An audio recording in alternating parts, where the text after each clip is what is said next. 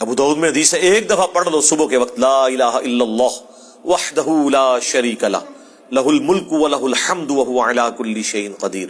شام تک اللہ کے قلعے میں ہو، اللہ کی طرف سے شیاطین کے اگینسٹ قلعے میں ہو. شام کو پڑھ لو، صبح تک قلعے میں. ابو داؤد ترمذی میں ہے کہ جو شخص صبح اور شام تین دفعہ آخری 3 سورتیں پڑھ لیتا ہے، ہر چیز سے اسے کفایت کر جائیں گی.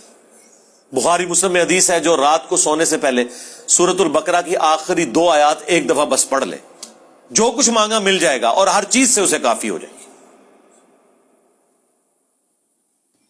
مسلم شریف میں حدیث ہے کہ سبحان اللہ والحمد للہ ولا الہ الا اللہ واللہ اکبر پڑھنا، رسول اللہ فرماتے ہیں مجھے ہر اس چیز سے بڑھ کر محبوب ہے جس پہ سورج طلوع ہوتا ہے.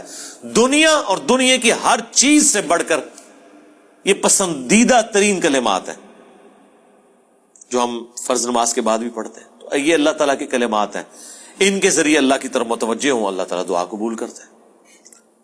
وہ ترمذی میں حدیث ہے ایک شخص آیا، اس نے نماز پڑھی، پھر تیزی سے دعا شروع کر دی. آپ نے فرمایا سائل نے جلدی کی. ایک دوسرا شخص آیا، اس نے پہلے اللہ کی حمد بیان کی، پھر دروشی پڑھا، پھر دعا مانگی. فرمایا سل تعطا، سل تعطا، مانگ تجھے دیا جائے گا، مانگ تجھے دیا جائے گا.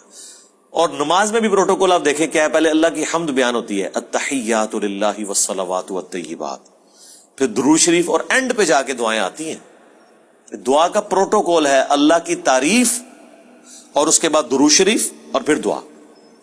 اس کے بغیر دعا قبول نہیں ہوتی. اور جس نے تیزی سے دعا کی تھی نا، ترمذی میں حدیث ہے، پھر حضور نے اسے بلایا اور سمجھایا کہ پہلے اللہ کی حمد بیان کرو، پھر مجھ پر درود شریف پڑھو، پھر اللہ کی طرف متوجہ ہو، اللہ دعا قبول کرے گا. کسی مزار پہ جانے کی ضرورت نہیں میرے بھائی، گھر بیٹھے اللہ کی حمد اور درود شریف کے ساتھ آپ اللہ کی طرف متوجہ ہوں.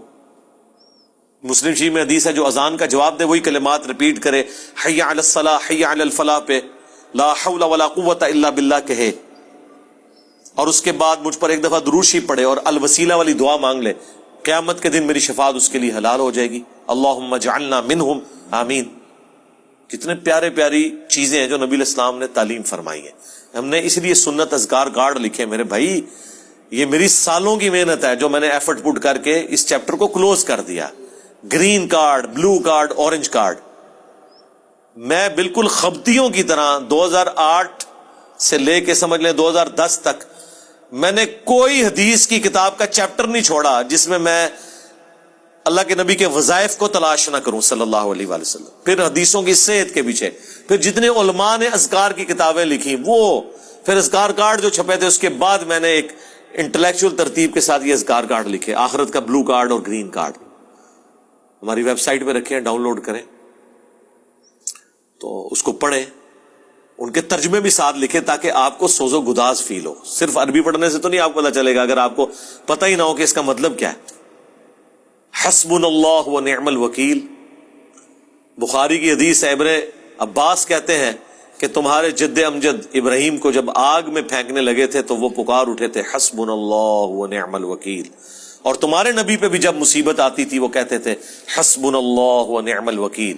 اور اس کا ذکر تو قرآن میں ہے سورہ آل عمران کے اندر کہ جب اہل ایمان کو خبر پہنچی کہ کافر ان کے خلاف سازشیں کر رہے ہیں تو اہل ایمان پکار اٹھے حسبنا اللہ و نعم الوکیل.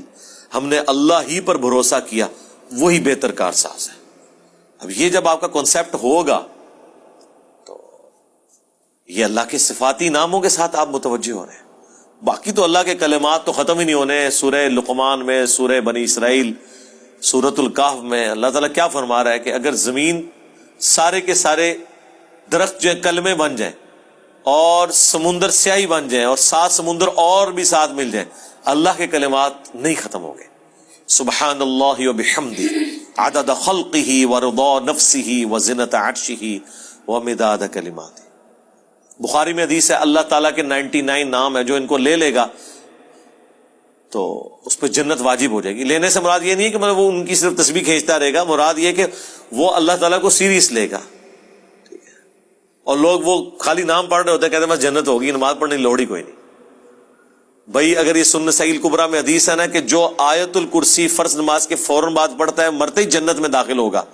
جنت اور اس کے درمیان صرف موت کا وقفہ ہے، تو اس کے لیے نماز بھی پڑھنی پڑے گی.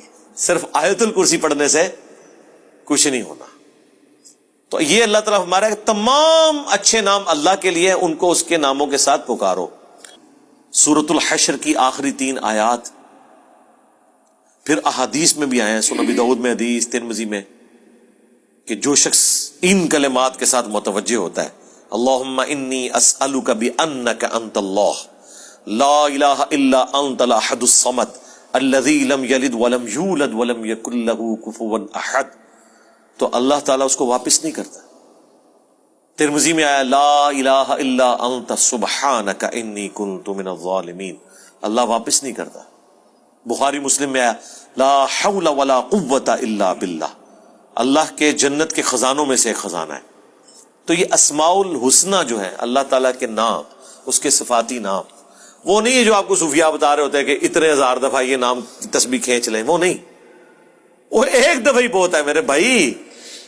یہ ایک ہی دوائی کام کر دیتی ہے.